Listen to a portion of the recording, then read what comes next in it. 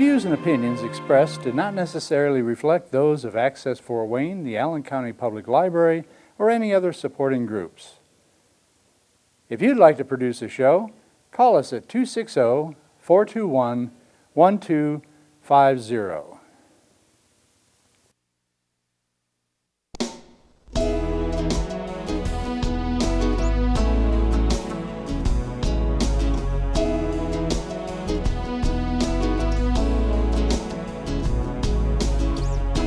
Let me be your lighthouse so I can show you the way.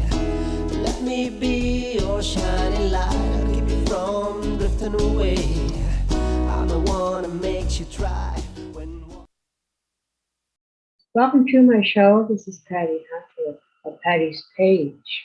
Today's special guest on Zoom with me is Anna Longbons. She is a Virginia coordinator for her plan. So let's find out what her plan is. Well, thank you for having me on, Patty. I'm excited to join you and your audience. Thank you for coming on to my show. What is her plan and what does it involve? Sure. So her plan stands for Her Pregnancy and Life Assistance Network. And we are a state-based network for life-affirming assistance providers and churches to assist them in providing life-affirming care for pregnant and parenting women and families. Is this a project or something like that you're working on or with? Yeah, absolutely. Her plan is a project of Susan B. Anthony List's Education Fund. And we're taking a state-by-state based approach to be very local in how we support each community as they support the women in their communities. Our mission is to facilitate collaboration between assistance providers and their communities to empower women and families through comprehensive medical, social, and material support, and all from that life-affirming perspective so that pregnant and parenting women have all the support that they need to choose life, carry that pregnancy to term, and then parent successfully or make an adoption plan for their baby. We want to help the assistance providers to work together, and we want to help the churches in these communities to support the assistance providers doing this work. So is it a nonprofit part of Susan B. Anthony List or? It is. It's part of our education fund. Because really the heartbeat of the pro-life movement and of Susan B. Anthony List since the very beginning is to make sure that women have all the support that they need so that they don't have to choose abortion, that they can choose life, and that they and their children can not only live but thrive. And her plan is here to help communities band together to do that. So we do that in a couple of ways. The first is through our directory of assistance organizations. We are building state-based directories of life-affirming assistance providers so that they can make referrals to each other.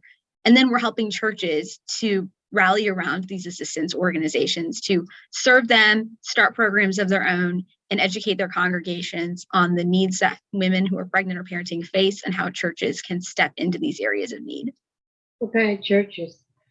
All denomination or? Any church that is interested in offering life-affirming care to women and families in their community, we'd be happy to partner with them. And our approach is to, instead of offer a new program, what we've done is we've pulled together a lot of different service ideas from across the country into one guidebook that we call Pathways to Life. Oh, that's and then Pathways to Life. Right. It's helping churches identify pathways that they're interested in pursuing. And then with the help of a state coordinator, they're able to explore and then implement that pathway in their church. So they can either partner with an existing assistance organization in their community, they can start their own form of service to women and families, or they can educate their congregation on an issue surrounding life and parenting. So one quick example would be next month is Abortion Recovery Awareness Month. And so if a church wanted to learn more about abortion recovery, we could recommend a pathway to them where they could educate their congregation on that topic. Or we could help them partner with an existing assistance provider that offers abortion recovery, or we could help the church even take as big of a step as learn how to offer that type of counsel and support to women themselves. Do you approach the churches or they come to you?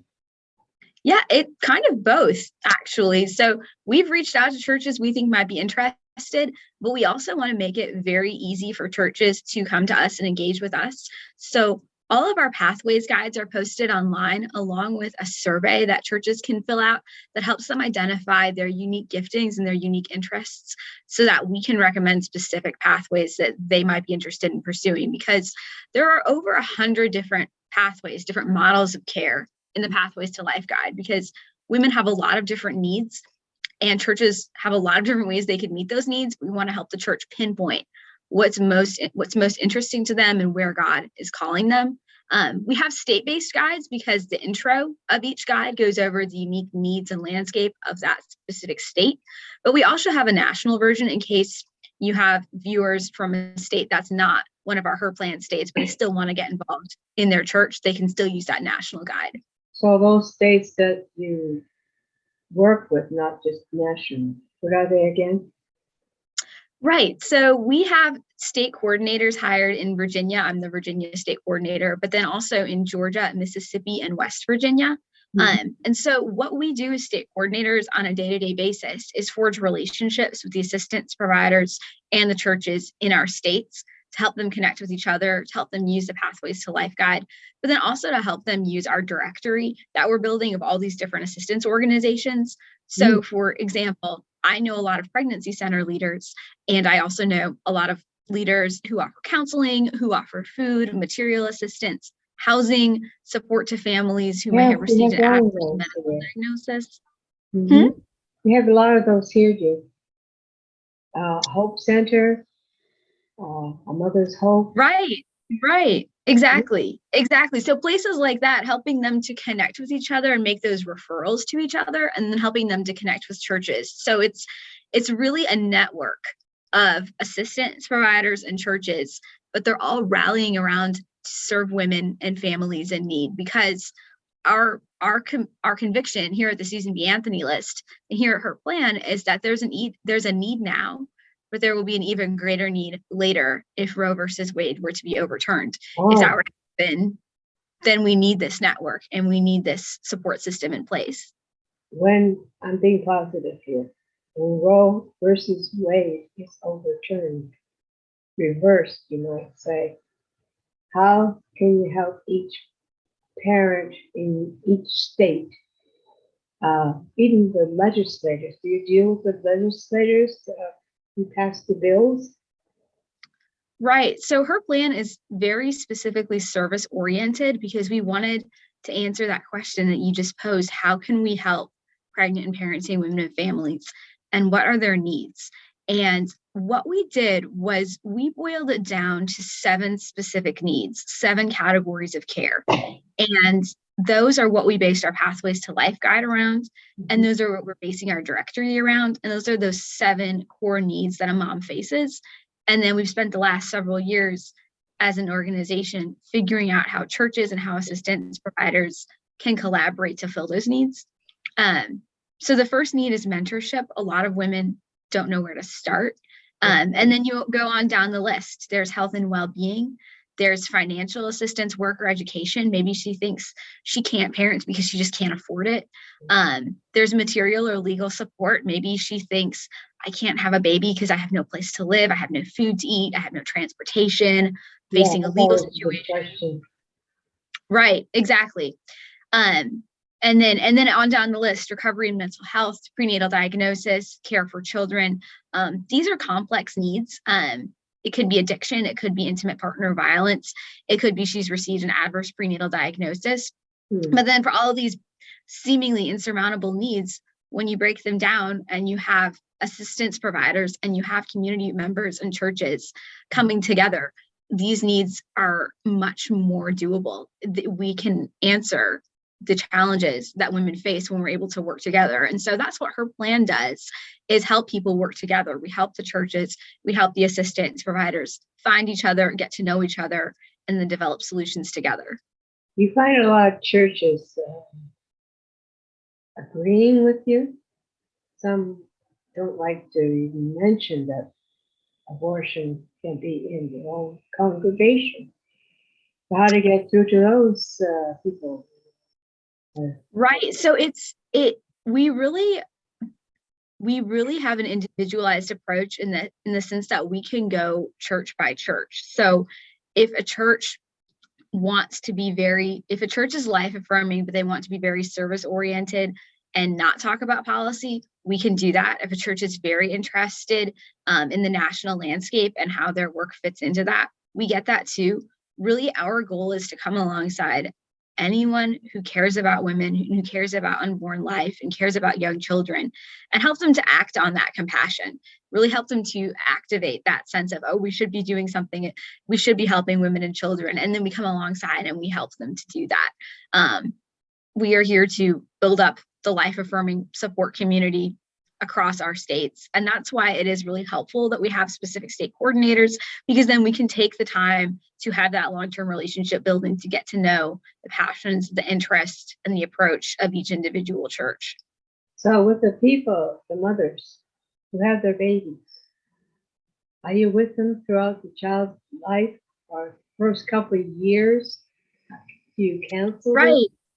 Right. So her plan's directory of assistance organizations, we look for organizations that care for and serve women from pregnancy all the way until a child turns 2. So we like to call it the first 1,000 days of life. And so we'll include organizations that serve her during her pregnancy, like a pregnancy center, but we'll also include organizations that serve her after the baby's born, like a baby clothing closet, a child care organization, maternity homes that take women with other children who are already born.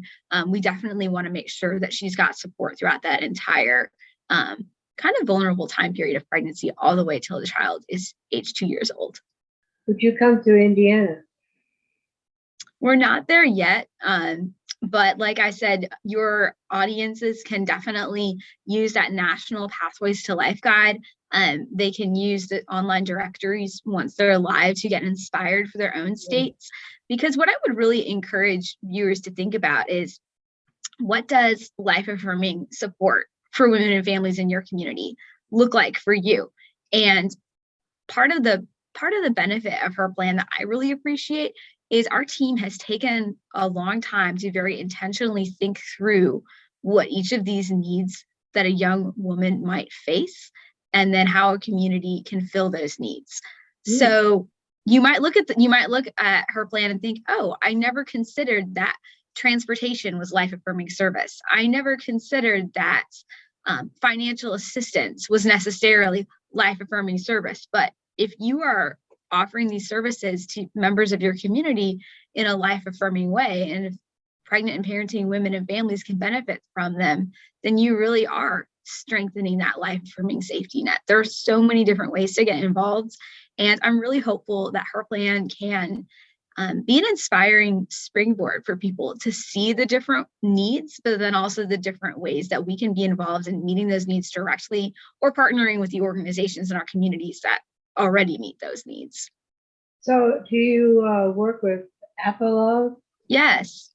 American Association of Pro-Life Obstetricians and Gynecologists. Wow. We do work with them, and I'm personally so grateful for their work. Pro-life OBGYN care is such a need, and it's so critical to what we're doing as a movement. So we do work with them, and I'm very grateful and appreciative of all that they do. Your duties, what are your own duties as your organization? Sure. So Coordinator.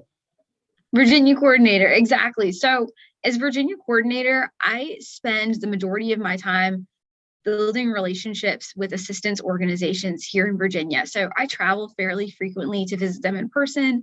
I talk with them on Zoom, and I forge relationships with them and with churches to hear the assistance providers' needs, learn about what they do, and think through ways that we can serve them. So I'm constantly thinking, which assistance or a provider needs to meet this other assistance provider, or which church needs to partner with this organization in their community.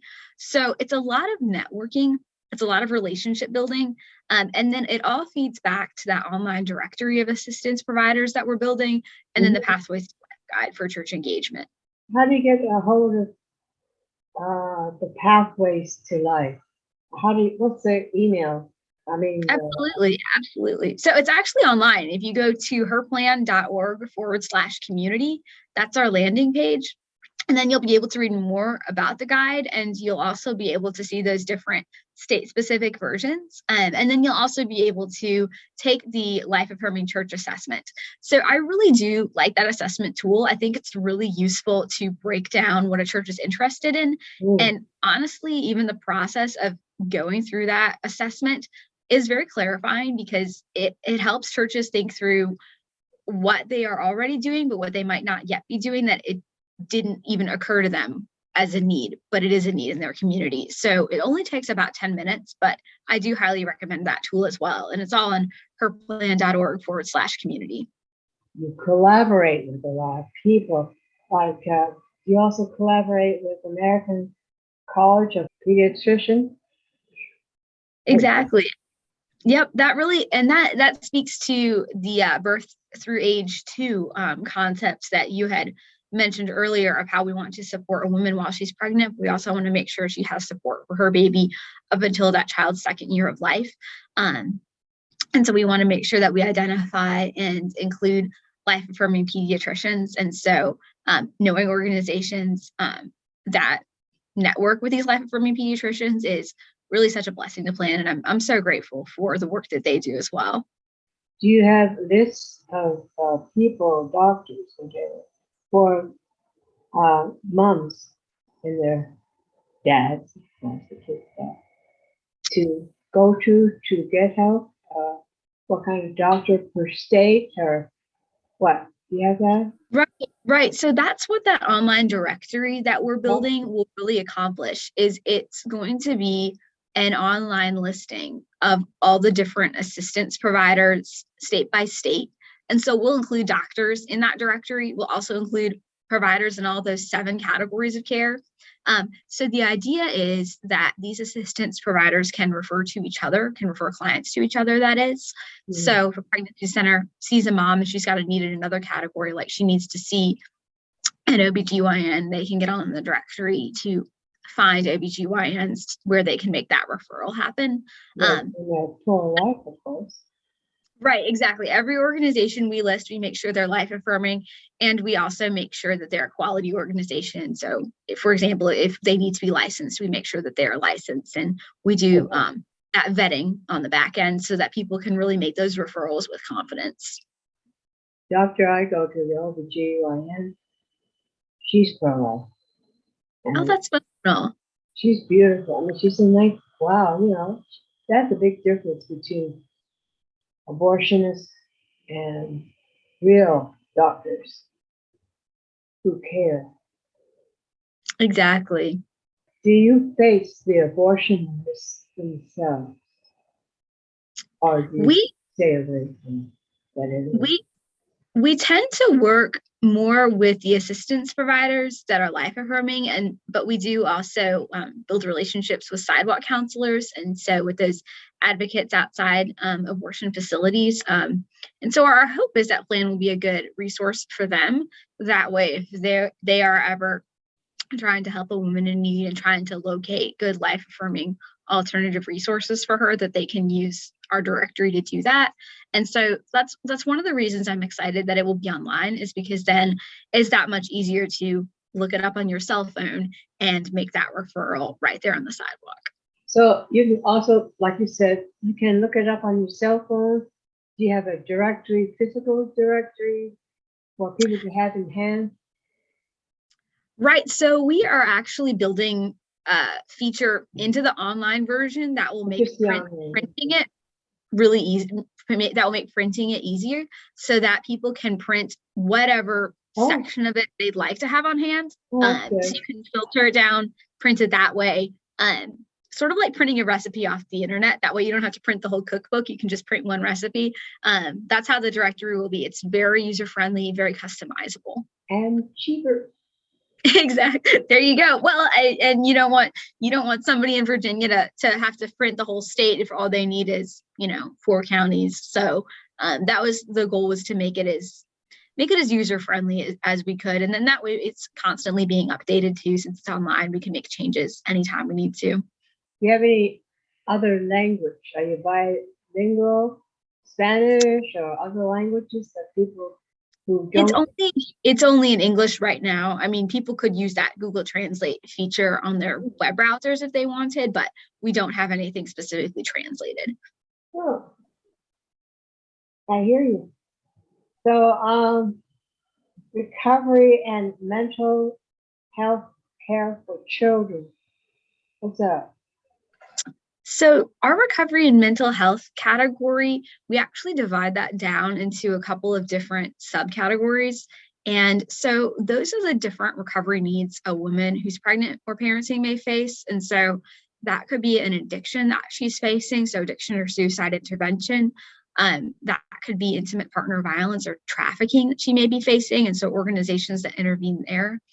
We also include life affirming counselors. So if she needs some more of that professional counseling help or some lay counseling to help her navigate through life, just have a listening ear and have someone to again help her as she makes plans for herself and her baby. We have those counselors available. And then the last subcategory is abortion recovery, because we realize that that's a great need for women, and we want to make sure that we're listing the organizations that meet that need. And post-abortion? Exactly. Yeah.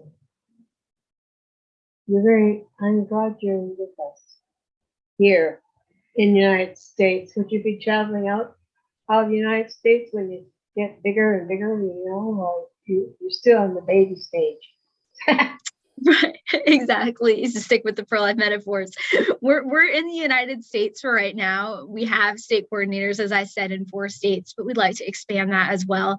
And again, we're looking with an eye toward if Roe v. Wade were to be overturned, what would happen next. And so we've chosen our states strategically, thinking that if Roe were to be overturned, these states stand more ready to restrict abortion at the state level. And so that's why we wanted to go here first, to make sure that the services are in place and ready. We could use it here in Indiana too. I mean, we have a lot of pro-life here. That's great. Trying to get those little funny people coming in saying, no, no, no, I don't want that banned on abortion, and they fight. So we need more people's minds to open and be more compassionate for our reasons. There's a new law that someone's trying to pass to not just abort or kill the baby when it's being aborted, when it's still alive. They want to do something about killing the baby up to 28 days. Yeah, I agree with what you say about wanting to help people be compassionate, and I think you're exactly right. And at the end of the day, abortion is heartbreaking, and it's heartbreaking, and it's very harmful to women. And we have, well, absolutely, it's tragic, and we have such a compassionate alternative. I look at what you just said as an example, and I think of that, and I contrast it with the good work I'm seeing assistance providers do day in, day out across Virginia, across our other planned states, across the country. And the comparison is so stark. Abortion's tragic, and it's terrible for women. It's terrible for children, obviously. But the good work that people are doing is so encouraging. There are such compassionate people. And go ahead. Well, and just as I was saying, there are such compassionate people. And so instead of this evil, there is life, and there is compassionate care that we can be promoting instead. You find the younger generation becoming more aware and more compassionate? I certainly hope so. I'm encouraged by what I see. I think science is advancing, and young people are learning more and more about what we're talking about. I think that when Roe versus Wade first went into effect, science was not where it is today. And so I think that certainly helps. And I think the next challenge for the pro-life movement is really leaning into the compassion that's always been part of our movement, and asking ourselves, how can we care for women? How can we care for children? How can we care for families in this life-affirming way? Because that's going to send a very strong message to today's young people. Yeah. My late aunt was an abortion in I Toronto. remember you saying that. So That must I've been gung ho for over 50, 60 years. Again, I'm going to be 70. Anyways, I've been working again since I was in my teens. Again, that's a long time, girl. 52 years. yeah, I appreciate your work. And I appreciate yours. oh, thank you. Thank you. I think what you're doing, I think education like you do on your show is really vital to the pro-life movement. And as you said, Roe versus Wade has been a reality for decades in our country, and people like yourself have been fighting against it. And I'm grateful for your efforts, and I'm grateful that we're finally getting to a place as a movement where we're starting to see more progress, more change, more opportunities. And so that's why I really enjoy working for Her Plan, because I can see how what we get to work on is really, in many ways, part of that next chapter for the pro-life movement. And so it's hopeful to me, and it's exciting. And so I'm excited about the next chapter. Never stop, okay? Education is what the kids need, and the parents who are older, my generation, who just thought, oh, it's natural. The kids who grow up in the abortion era think it's a natural thing to do, but that's why we're here. What would you like to say to my audience to encourage them and to bring hope to them? Well, thank you. I would thank your audience for everything they are already doing to promote and uplift life and uplift women and families in their communities. And I would encourage them to keep doing that, whether that's volunteering at a pregnancy center, whether that's volunteering at a life-affirming food pantry, housing provider, whatever it is that you're already doing, keep doing it, because it makes a difference. And if you're looking to do more and you want more ideas of different ways that you can be involved in any of those 7 categories of care, I would check out herplan.org. I would follow us on Facebook and Instagram, because those are ways that you can get more ideas and more content for supporting women, because no act is too small. And it takes all those small acts to change the culture and change lives and save lives. But that's what I believe your audience is doing every day. And so I'm really grateful for it. I'm really encouraged by it. And I would just say, keep up the good work, because it really is making a difference. Rock on, girl. Rock on. Well, thank you. This is Patty Hunter saying, good day. This is a real good interview, I think, with Anna Longbons. So, Anna, thank you so much. I would love to have you back on my show. Would that be all right?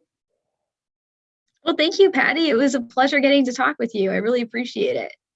Well, God bless you, girl. We'll see you next week, and God bless me. Meet again. See ya. Godspeed, my love, until we meet again. You're always in my heart and every dream. Don't let this time apart give in to all our fears. God will keep us close from up above. So until we meet again, Godspeed, my love.